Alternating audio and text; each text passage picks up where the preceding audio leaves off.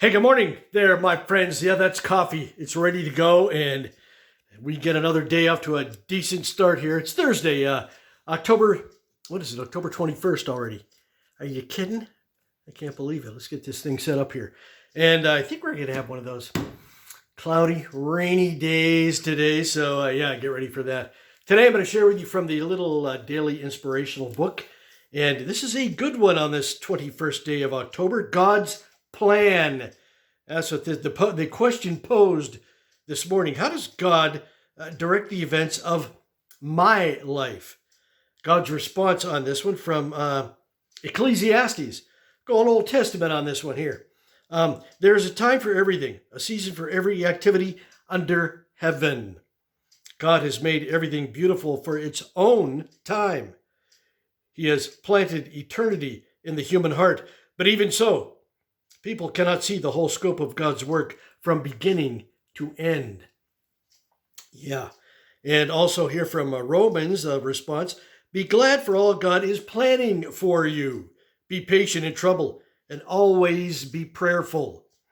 This question, the question about the events of my life may be answered toward the end of life. When you look back, see how God has pieced together specific circumstances to form a master plan for you. Wow.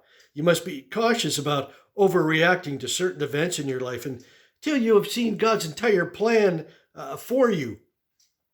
In the book of Ruth, Old Testament again, we read about the troubles that came to Naomi.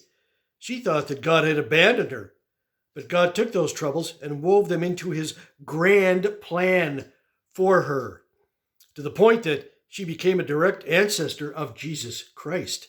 Whoa. The events of your life may make little sense until you realize that God uses them to bring joy and purpose to those who love and obey him. Know the plan. God's promise on this from, here's another Old Testament, Habakkuk. These things I plan won't happen right away. Slowly, steadily, surely. The time approaches when the vision will be fulfilled. If it seems slow, wait patiently, for it will surely take place. It will not be delayed. It's all about God's plan this morning. So know God's plan, his divine plan for you. And it's tough. Sometimes we think we're going to plan our whole, everything.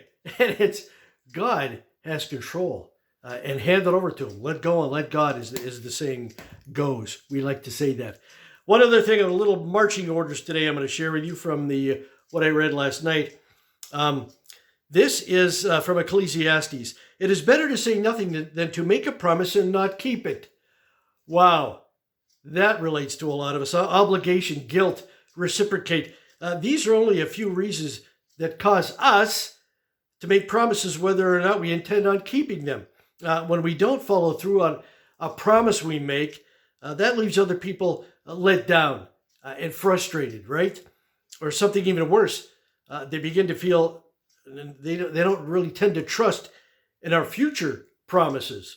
Wow. So it's challenging, to say the least. But let's practice committing only to promises we know that we can keep and intentionally follow through on, those that we have already made. Okay? So promises, again, think about this one today. Here's the verse. It is better to say nothing than to make a promise and not keep it. Okay, my friends, have a great day. Remember to pray for each other today. Smile, give away a smile in your travels, because you will have the opportunity to do that. And know that God loves you, and so do I.